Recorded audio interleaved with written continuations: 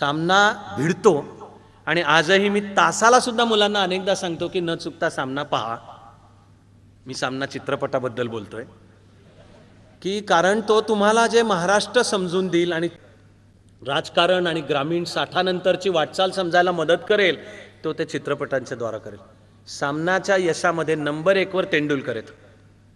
त्यांच्या प्रतिभेनी ते मांडलेलं सगळं राजकारण, समाजकारण आणि खटकेबाज संवाद. मग नंबर 2 वर डॉक्टर आणि निळू फुले. त्या अभिनेत्यांच्या समोर कॅमेरा काय लागतो आणि जब्बार काय लागतो. मग जब्बार पटेल प्रतिभावंत दिग्दर्शक आहेत, काही शंकाच नाही.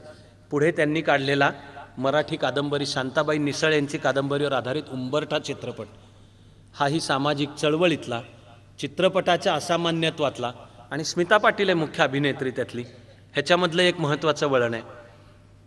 एक वेळ अशी आली की वर्षाला 4 किंवा 5 सिनेमांपेक्षा जास्ती सिनेमे निघत नव्हते मराठीमधनं, बंद झाले. आणि आता गेली काही वर्ष पुन्हा निघतात. ते एकाहून एक चांगले आहेत. मराठी चित्रपटसृष्टी वेगळी वाट चोखाळते. फालतूपणा, उथळपणा, सवंगपणापेक्षा प्रसंगी ते चित्रपट काही वेळा गंभीर वाटतात, गरजेपेक्षा गंभीर वाटतात, पण ते भिडतात.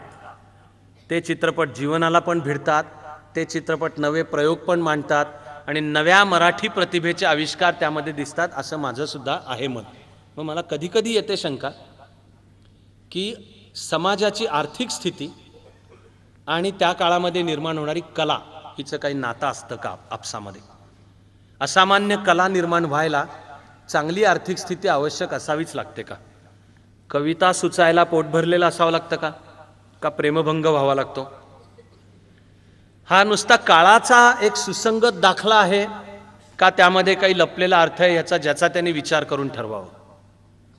पण कालिदासाची प्रतिभा जेव्हा उफाळून येते तेव्हा सम्राट विक्रमादित्याचा राज्यकारभार चालू असतो. आणि इंग्लिश भाषेमधली जी असामान्य प्रतिभा शेक्सपियरची उफाळून येते ते मध्ययुगीन इंग्लंडचं सुवर्णयुग आहे. कारण राज्यकारभार क्वीन एलिझाबेथ फर्स्ट, पहिल्या क्वीन एलिझाबेथचा आहे.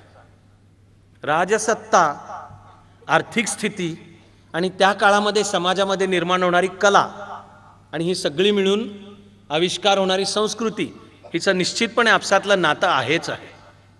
जागतिकीकरणानंतरचा महाराष्ट्र हा आता तुलनेने अधिक समृद्ध होताना दिसतो. म्हणजे सरप्लस जनरेट होतं.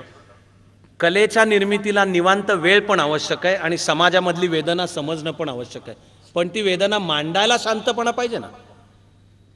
उदाहरणार्थ त्या कलेचा एक उत्तम आविष्कार आणि तो शाश्वत आहे साहित्याच्या रूपाने दिसतो. मराठी साहित्य असामान्य उंचीचं आहेच आहे. त्या साहित्यामधला सुद्धा असा तीव्र कॉन्सन्ट्रेटेड आविष्कार म्हणजे काव्य. तर काव्य कशाला म्हणायचं आणि काव्याच्या व्याख्या काय ह्याच्यावर अनेकांनी पानाच्या पानं पुस्तकभर लिहिलेली असतील. पण अंतिमतः सगळे मिळून आपण वर्ड्सवर्थनी केलेल्या एका ओळीच्या व्याख्येपाशीच पोचतो. लय म्हणजे काव्य आहे का, छंद म्हणजे काव्य आहे का, मात्रा जुळल्या म्हणजे काव्य आहे का, पुलंनी रावसाहेब कडवी करवलेले तसं प्राचीला गच्ची जुळवलं म्हणजे काव्य झालं का, किंवा आनंद बक्षी जे करतो ते काव्य आहे का. ठेसन से गाडी जब छूट जाती है आणि कोई हसीना जबर रूठ जाती है, काय काव्य आहे. काव्य कशाला म्हणायचं. वर्ड्सवर्थनी केलेली एक ओळीची व्याख्या आहे, poetry is spontaneous overflow of powerful emotions recollected in tranquillity. भन्नाट व्याख्या आहे. काव्य कशाला म्हणायचं तर भावनांचा अनावर प्रचंड असा उद्रेक, स्पॉन्टेनियस ओव्हरफ्लो. त्या घडवलेल्या नाही आहेत की आता कविता पाडा, घडवलेल्या नाही आहेत, थांबतच नाही असा तो प्रवाह येतो, शब्द बाहेर येतात. अनेकदा आपल्याला काव्याचा विचार करताना ज्यांच्या लक्षात राहते त्यांना हे एवढंच लक्षात राहते बहुधा काही वेळा की पोएट्री म्हणजे spontaneous overflow of powerful emotions. आपण विसरतो की रिकलेक्टेड इन ट्रँक्विलिटी. तो ट्रँक्विलिटी हा फार भन्नाट शब्द आहे. निरामय शांततेमध्ये तो स्पॉन्टेनियस ओव्हरफ्लो ऑफ इमोशन्स आठवावा लागतो. त्या शांततेमध्ये जे शब्दरूप येतं त्याला काव्य म्हणतात. म्हणजे अनावर आवश्यक आहे आधी भावना, ती काव्यापासून साहित्याच्या आणि कलेच्या सर्व आविष्कारांमध्ये. पण ती नुसती अनावर असताना जर झाली तर तो असामान्य प्रतिभेचा आविष्कार घडणार नाही. स्पॉन्टेनियस ओव्हरफ्लो हा कलेच्या निर्मितीचा कच्चा माल आहे. रिकलेक्टेड इन ट्रँक्विलिटी मग येतो तो आकार आहे. पण जर ट्रँक्विलिटी नसेल, तशी शांतता मिळालीच नाही, माझी नोकरी आहे, माझं पोटपाणी आहे, मग जातपात आहे, मग राजकारण आहे, मग भांडण आहेत, मग भावना दुखवत आहेत, मग नियमांचं येणारच नाही, कला उफाळून येणारच नाही. पण ही आनंदाची बाब आहे की मराठी साहित्य हे एक उंची आहे, आजही तिथे आहे आणि बहुधा आपण आणखीन ती उंची गाठू सुद्धा. मला आत्ताच्या पिढीकडे पाहताना काही काही वेळा खरोखर असे अनेक प्रश्न पडतात. तुम्ही चित्रपटसृष्टी, त्यातलं संगीत, हिंदी किंवा मराठी, तर सुधीर फडकेंच्या रूपाने त्याचं एक हिमालयाचं शिखर आहे. नव्या पिढीला बाबूजी पाहायला पण मिळत नाहीत.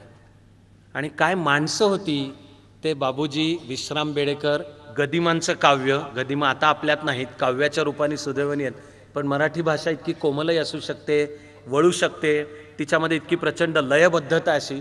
आणि विश्राम बेडेकरांचा स्क्रिप्ट आहे अनेक चित्रपटांना. तर अजब जमाना आहे तो, कुठं पाहायला मिळणार. पुलं शरीराने आपल्यात नाहीत, पण जितकं ज्ञानेश्वरी वाचणं महत्त्वाचं आहे तितकं पुलं वाचलेले असायला पाहिजेत. पुलं वाचलेले आपण नसतील तर आपल्या मराठीपणा आणि माणूसपणामध्ये सुद्धा काहीतरी कमीपणा आहे. शंकर पाटील, दमा मिरासदार आणि व्यंकटेश माडगुळकर हे तिघं एकेकाळी कथाकथनाचे कार्यक्रम करायचे आणि ते पाहण्याचं भाग्य मला मिळालेलं आहे. मध्ये इंटरव्हल असायची मालीकडे पलीकडे, ह्या तिघांचे मिळून शंकर पाटलांची धिंड नावाची कथा आजपर्यंत मला लक्षात आणि अशी डोळ्यासमोर दिसते.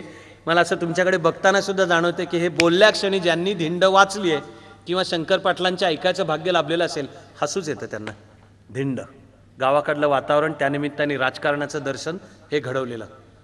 आता कुठे कोण, आत्ताच्या पिढीला कुठे पाहायला मिळणार शंकर पाटील, व्यंकटेश माडगुळकर म्हणजेच तात्यासाहेब आणि दमा मिरासदारांच्या कथा. दमांचं वय झालं आणि शंकर पाटील आणि तात्यासाहेब आता आपल्यात नाहीत. असंच 3 कवी एक काव्याचा कार्यक्रम सादर करायचे. ते 3 म्हणजे वसंत बापट, विंदा करंदीकर आणि मंगेश पाडगावकर. मंगेश पाडगावकर आपल्यामध्ये आहेत आणि असावेत आणखी 20 वर्ष.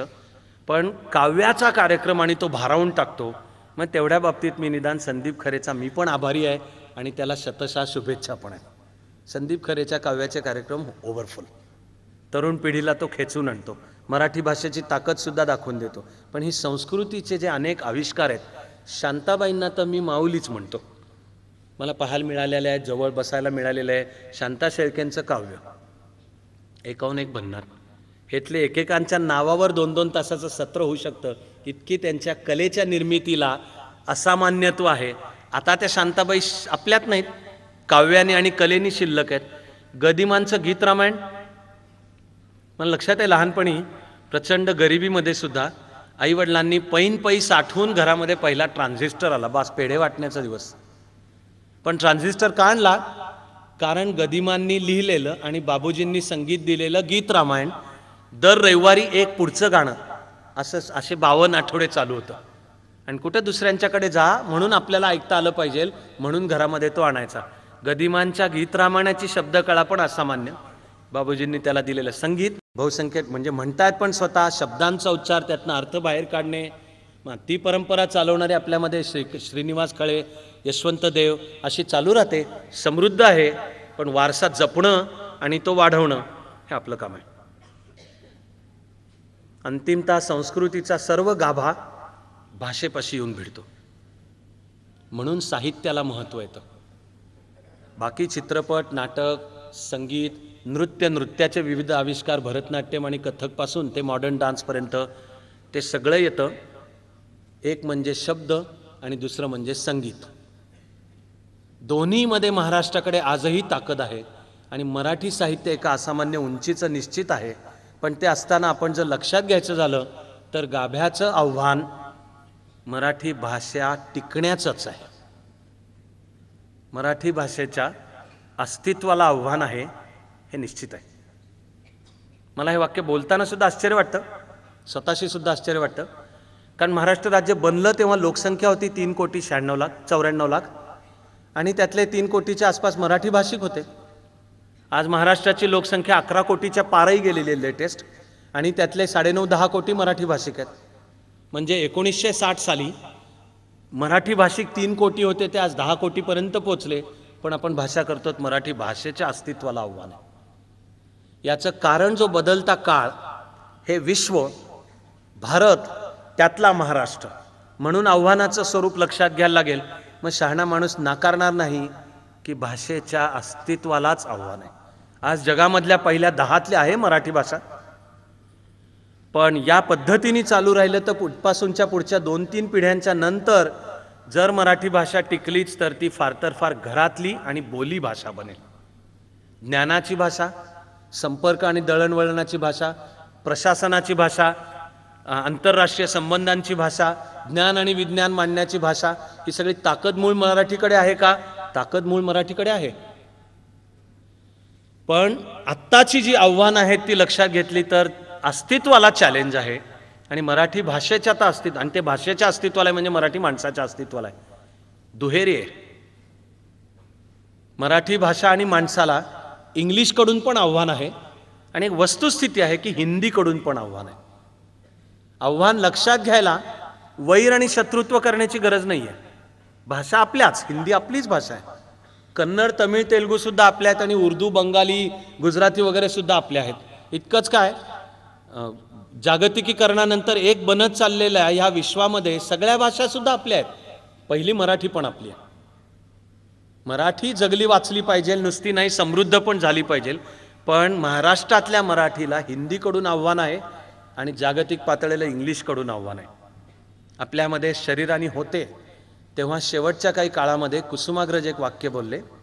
कुसुमाग्रजांचं वाक्य होतं की 1960 महाराष्ट्र राज्य अस्तित्वात आलं आणि मराठी राजभाषा झाली, हा मुद्दा चालू होता.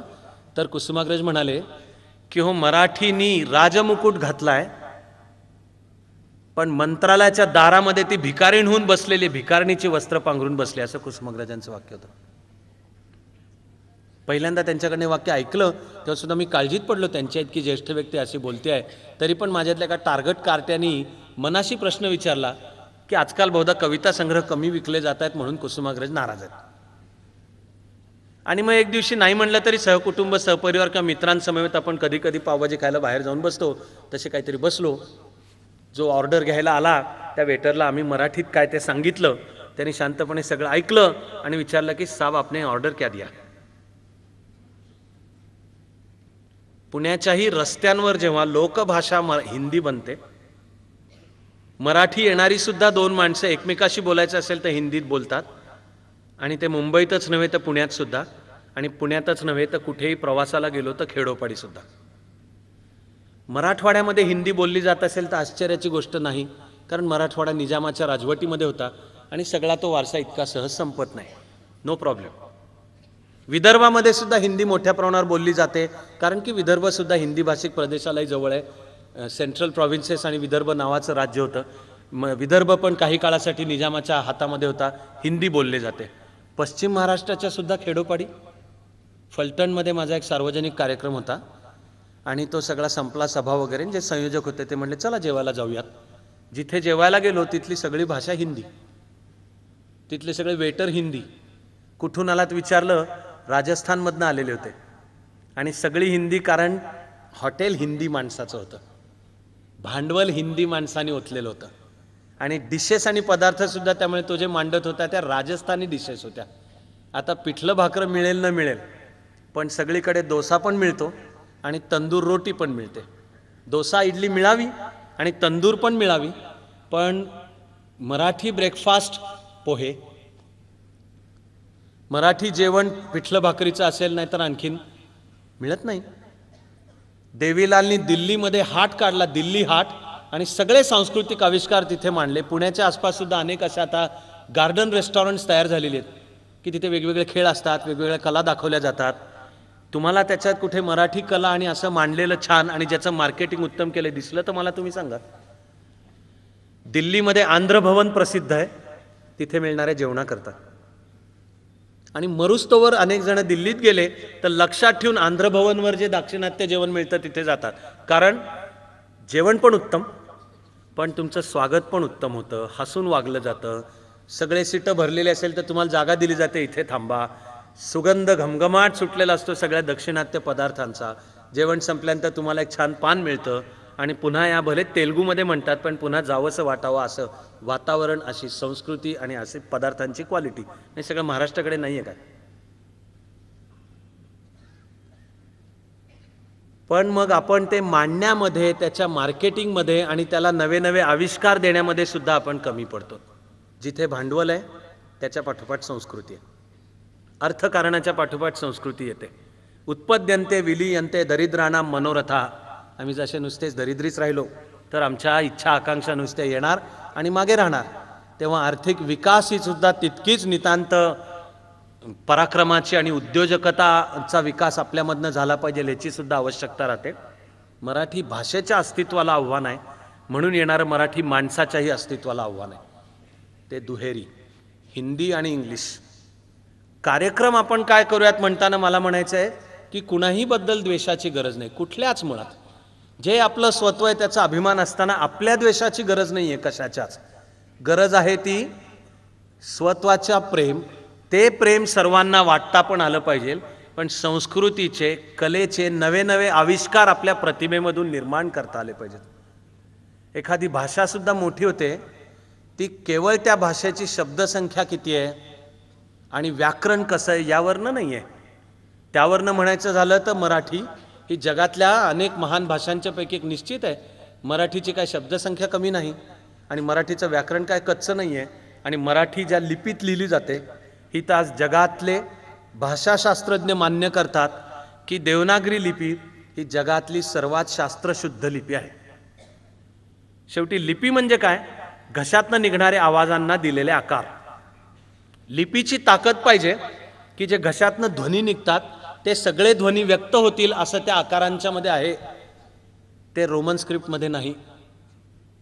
English, French, Italian, German, Spanish भाषा ज्याच्यात लिहिल्या जातात आणि रशियनमध्ये थोडा त्या लॅटिन स्क्रिप्टमध्ये बदल आहे, त्या स्क्रिप्टची ध्वनी व्यक्त करण्याची ताकदीला मर्यादा असल्याचं ते सुद्धा मान्य करतात. उदाहरणार्थ इंग्लिशमध्ये ळ नावाचा प्रकारच नाही. त्या अर्थाचं लिहायचं असेल तर एलला खाली एक डॉट द्यायचा. ए हे अल्फाबेट काढलं तर ते ए म्हणजे ए आहे का अ आहे का आ आहे का ॲ आहे? सगळ्याला इंग्लिशमध्ये एकच ए. ती रोमन स्क्रिप्टला जेव्हा मर्यादा लक्षात येणं चालू होतं तेव्हा मग आता ते ठरवतात नव्या गोष्टी झाल्याच पाहिजेत, म्हणून ठरवतात की त्या ए वर अशी आडवी दांडी मारली तर त्या एचा अभिप्रेत उच्चार आहे आ. त्या ए वर चंद्रबिंदी काढली तर अभिप्रेत उच्चार ॲ. त्या ए वर जर मात्रा काढली तर अभिप्रेत उच्चार ए. म्हणजे ही आहेत फोनेटिक ट्रान्स्क्रिप्शन्स. कुणाकडनं घेतलेत? देवनागरी लिपीकडनं घेतलेत. जगभरचे भाषाशास्त्रज्ञ मित्र हो मान्य करतात की भाषा म्हणून जगातली सर्वात शास्त्रशुद्ध भाषा म्हणजे संस्कृत आणि सर्वात शास्त्रशुद्ध लिपी म्हणजे देवनागरी. मराठी संस्कृतोद्भव आणि प्राकृतोद्भवही आहे आणि लिपी आपण देवनागरीमध्येही लिहितो. मराठीची समृद्धी आपल्याला समजली तर जागतिक पातळीची आहे. तो व्यक्तित्वाचा आत्मविश्वास तयार झाला तर जीवनाच्या सर्व क्षेत्रात आपल्यामधून सुद्धा तेच कर्तृत्व उफाळून येऊ शकतं. मला आठवत राहतं की इंग्लंडमध्ये सुद्धा मूळ इंग्लिश ही अधिकृत भाषा नव्हती परवापर्यंत, आणि 400-450 वर्षापूर्वी तर नव्हती. इंग्लंडची अधिकृत भाषा एलिझाबेथच्या काळामध्ये फ्रेंच होती. राज्यकारभाराची, दरबाराची, कायद्याची भाषा फ्रेंच होती. फ्रेंच न येणे म्हणजे अपमान समजला जायचा. इंग्लिश बोलत असेल तर तो गावंढळ, मागासलेला, गावठी समजला जायचा. चार चौघात इंग्लंडमध्ये, लंडनमध्ये इंग्लिश बोललं नाही जायचं. पहिलं इंग्लिश साहित्याचा आविष्कार तयार होतो तो चॉसर नावाचा लेखक आहे. त्यांनी लंडनच्या आणि लंडनच्या जवळचं, त्यावेळेला लंडनपेक्षा जास्ती महत्त्व कॅन्टरबरी गावाला होतं. कॅन्टरबरीला चर्चचं मुख्य केंद्र होतं आणि जे कॅथलिक चर्च आहे तिचा जो प्रदेशाचा प्रमुख म्हणजे आर्चबिशप तो कॅन्टरबरीला असायचा. या चॉसर या लेखकांनी कॅन्टरबरीच्या परिसरामध्ये फिरून कहाण्या गोळा केल्या आणि ते कलेक्शन छापलं. इंग्लिशमधला तो पहिला ग्रंथ आहे आणि त्याचं नाव आहे कॅन्टरबरी टेल्स. हे इंग्लिशमधलं पहिलं पुस्तक प्रकाशित झालं 1350. आपल्या 16 वर्षाचं पोर एका मानवतेची माऊली बनलं. ती ज्ञानेश्वरी आहे 1292 सालातली. आजही भाषेचं वैभव शेजारी शेजारी ठेवलं तर इंग्लिश कळणारे सुद्धा त्यांना मराठी कळायला लागल्यानंतर ज्ञानेश्वरीचं वैभव मान्य करतीलच. पण आज मराठी जगाची भाषा नाही आहे, इंग्लिश जगाची भाषा आहे, ज्ञान विज्ञानाची भाषा आहे. कारण आपण मराठी होतो तिथे राहिलो. आपण मराठी आपलं स्वत्व सुद्धा विसरलो, जगात जाण्याचं तर विसराच. पण इंग्लिश बोलणारा भौगोलिकदृष्ट्या सुद्धा जगभर गेला, मानसिक आणि बौद्धिकदृष्ट्या सुद्धा जगभर गेला. त्यांनी जीवनाचं एकही क्षेत्र काबीज करायचं बाकी ठेवलं नाही. आज आपणही ते लक्षात ठेवलं तर कुणी सांगावं आजपासून 400 वर्षांनी मराठी सुद्धा जगाची भाषा असू शकेल, आपल्या कर्तृत्वावर अवलंबून. कोणतीही भाषा लहान किंवा मोठी ठरते ती नुसती त्याची शब्दसंख्या डिक्शनरी किंवा व्याकरणावरनं नाही ठरत, ती भाषा बोलणारे लोक कसं कर्तृत्व करतात त्याच्यावरनं ठरते. हे शेतकऱ्यांचा नेता असलेले शरद जोशी, त्यांचं शिक्षण झालं मुंबईला सिडनहॅम कॉलेजमध्ये. त्यांचा इकॉनॉमिक्स विषय होता, त्यातला स्पेशालिस्ट विषय इंटरनॅशनल ट्रेड होता. तो शिकवायला सिडनहॅम कॉलेजमध्ये त्यांना एक प्राध्यापक होते, ते प्राध्यापक जोशी, आणि तेही मराठीमधून इंटरनॅशनल ट्रेड शिकवायचे. कोणीतरी कधीतरी त्या प्राध्यापक जोशींना विचारलं की अहो तुम्ही इंटरनॅशनल ट्रेड हा विषय हा तरी इंग्लिशमध्ये शिकवा. तर प्राध्यापक जोशी म्हणाले की मी ज्या क्वालिटीचा हा विषय शिकवतो त्या क्वालिटीचं ज्याला शिकायचं असेल त्याला म्हणावं मराठी शिक आणि माझ्या तासाला बस. आणि मी खरोखर जो एक किस्सा सांगून थांबणार आहे त्याच्यात, कारण सगळं येतं मग आपण पसायदानाचं मागणं मागणार आहोत ज्ञानोबा माऊलीच्या शेजारी बसून सुद्धा, एकदम वेगळ्या क्षेत्रातलं आहे. 70s मध्ये केव्हा तरी एकदा आपली इंग्लंडमध्ये टेस्टची सिरीज चालू होती. गावस्कर आपला ओपनिंग बॅट्समन. आपण आधीच्या 2 मॅचेस हरलो होतो, त्यातली एक डावानी हरलो होतो आणि एका मॅचमध्ये ऑल आउट 42 झाले होते. त्यामुळे ते पांढरे कॉमेंटेटर सगळे त्यांनी भारताची टिंगल करणं चालू केलेलं होतं. हे बेकार टीम आहे, बी ग्रेडची आहे, आमची कुठली मँचेस्टर लँकेशायरची सुद्धा टीम त्यांना हरवेल. या पार्श्वभूमीवर एक मॅच अशी आली तिसरी की ज्याच्यामध्ये भारताला मॅच जिंकायला टेस्ट मॅचच्या शेवटच्या म्हणजे चौथ्या इनिंगमध्ये, म्हणजे चौथ्या 5व्या दिवशी 438 रन करायचे होते. भारतात टीव्ही नव्हता, टेस्टचा जमाना हे विसरू नका, 2020चा नाही, लिमिटेड ओव्हर्सचा, तर त्याहून नाही, टेस्टचा जमाना. आणि भारतामध्ये कॉमेंट्री उशिरा यायची. आदल्या दिवशी काहीतरी जो काय असेल आपण काहीतरी नाबाद अमुकवर थांबलं आणि दुसऱ्या दिवशी कॉमेंट्री उशिरा यायची. आम्ही त्या वर्षांच्या मध्ये खेळायचो सुद्धा क्रिकेट, प्रोफेशनल क्रिकेट सुद्धा, उत्सुकतेने की आता काय चित्र आहे म्हणून फक्त रेडिओ ऑन करायचा. तर आम्ही भारतात कॉमेंट्री येण्याच्या वेळेला रेडिओ ऑन केला तर भारत खेळत होता 1 आऊट 186 वर. चेतन चौहानची पहिली विकेट पडलेली होती आणि गावस्कर आणि वेंगसरकर खेळत होते. आणि जे खेळत सुटले सुटले सुटले, गावस्करची डबल सेंचुरी आहे. टेस्ट क्रिकेटच्या नियमामध्ये त्याही वेळी आणि आत्ताही असतं, शेवटच्या दिवशीच्या शेवटच्या 1 तासात 20 ओव्हर व्हाव्या लागतात. त्याचं नाव आहे मॅन्डेटरी ओव्हर. त्या जेव्हा चालू झाल्या तरी अजून गावस्कर खेळत होता. भारताला 110 रन हव्या होत्या, 20 ओव्हरमध्ये 110 रन. आत्ताच्या सगळ्यांना ऐकताना 20 ओव्हरमध्ये 110 म्हणजे जमणार आहेत की 20 ओव्हर? उलट आत्ता आपण बॅट्समनला शिव्या देऊ. 2020 मध्ये जर 110 मध्ये त्यांनी संपवलं तर आपण शिव्या देऊ. पण मी तो जमाना म्हणजे अजून लिमिटेड ओव्हर्सची कल्पना आली पण नव्हती. आणि 2020 तर सोडाच, मलाही लक्षात आहे त्या काळामध्ये एका ओव्हरमध्ये 3 रन होणे म्हणजे फार मानलं जायचं. बॉलरच्या एखाद्या ओव्हरला 3 रन झाले तर कॉमेंटेटर म्हणायचा अ रादर एक्सपेन्सिव्ह ओव्हर. आता बहुधा 3 रन झाल्या, बॉलर म्हणतो मस्त टाकली ओव्हर, 3च रन झाले. पण ते कारण टेक्निक बदललं, काळ बदलला. 3 म्हणजे फार रन. अशा काळामध्ये भारतावर वेळ आली 110 रन करायच्यात 20 ओव्हरमध्ये. अजून गावस्कर खेळतोच आहे नाकावर टिचून. डबल सेंचुरी झाली गावस्करची, मॅच जिंकत आणली गावस्करनी आणि 20 ओव्हरमध्ये 110 रन करायच्यात. आता गावस्कर हा is the best brain in cricket. त्यांनी हेरलं एक वैशिष्ट्य, मॅन्डेटरी ओव्हरला 15 यार्ड सर्कलमध्ये 4 फिल्डर ठेवावे लागतात, त्यामुळे फिल्डिंगवर रिस्ट्रिक्शन आल्या. आणि गावस्करनी हेरलं की आपण जर चेंडू उचलला, एकदा का फिल्डर क्लिअर केला की 4च आहे, त्यामुळे उचलून मारायचा. पण गावस्करला पण सवय नव्हती, आता आत्ताच्या पिढीला आत्ता चालू होईल, अन्यथा गल्लीपासून दिल्लीपर्यंत आणि शिवाजी पार्कपासून कुठल्या सर्व स्टेडियमपर्यंत आपला सगळ्यांचा क्रिकेट खेळतानाचा नियम असतो की उचलून नाही बॉल मारायचा, समोरची काच फुटली तर खेळाडू आऊट. आणि गावस्कर तर तज्ज्ञ होता की चेंडू कसाही आला तरी सरपटीच तो मारायचा आहे. त्यांनी उचलून मारण्याचा प्रयत्न केला आणि त्या नादामध्ये त्या सर्कलच्या लाईनवर उंच उडी मारून पण इंग्लिश क्रिकेटरनी गावस्करला आऊट केलं. गावस्करच्या 235 रन आहेत. मी तुम्हाला हा किस्सा सांगतो पण आहे आणि तो सांगून आपण संपवणार आहोत 2 कारणांसाठी. पहिलं कारण, 235 वर परत आला तरी गावस्कर चरफडत परत आला. मला त्याची व्हिडिओ नंतर मिळाली, ती आता ESPN किंवा स्टार क्रिकेट वगैरेवर येते. 235 केल्या, मॅच जिंकत आणली आणि 5 ओव्हर शिल्लक होत्या, मॅच संपायला 5 ओव्हर शिल्लक होत्या आणि गावस्कर आऊट झाला. तर तो गावस्कर परत येतोय, तो बॅट आपटत येतो परत आणि असं काहीतरी स्वतःशी शिव्या देत येतो आल्यासारख्याची, बॅट आपटत येतोय परत. आता माझा मुद्दा नंबर 1, गावस्कर कॉम्प्लेसंट होऊन नाही परत येतोय. मी केले की 235 रन, सगळंच काय मी एकटा करणार काय राव, मी माझ्या परीने जमेल तेवढं केलं, आता उरलेलं तुम्ही करा की, असं गावस्कर म्हणत नव्हता. कारण गावस्कर गावस्करसाठी खेळत नव्हता, देशासाठी खेळत होता. आणि भारत जिंकेपर्यंत, मी माझी डबल सेंचुरी नाही, भारत जिंकेपर्यंत मी तिथे असलो पाहिजे अशी तो स्वतःची जबाबदारी मानत होता. ते मराठी माणसाचं काम आहे, ते मराठी भाषेचं आणि मराठी संस्कृतीचं पण काम आहे. देशासाठी लढायचं आणि देशासाठी जिंकणेपर्यंत लढायचं आहे. हे आपल्या परीने जमेल तसं करू नये, हेही एक. आणि दुसरं, 235 रन केलेला गावस्कर पॅव्हेलियनमध्ये परत आला, ड्रेसिंग रूममध्ये.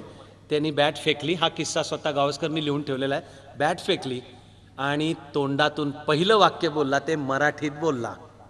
ते मी तुम्हाला मराठी मूळ वाक्य जसंच्या तसं सांगतोय. 235 रन करून आलेल्या गावस्करनी बॅट फेकली आणि गावस्कर म्हणाला, चायला आम्हाला फिल्डरच्या डोक्यावरनं बॉल उचलायला कोणी शिकवलंच नाही.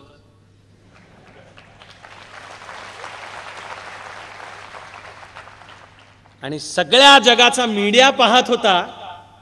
ते विचारणार आहेत की अरे हा काय बोलला, ती भाषा कोणती. बॅट्समन 235 रन करतो तेव्हा मराठी भाषा मोठी होते. आपण मोठं कर्तृत्व केलं तर आपल्या बरोबर मराठी भाषा आणि भारत देश पण मोठा होणारच आहे. त्यासाठी तपश्चर्या करू.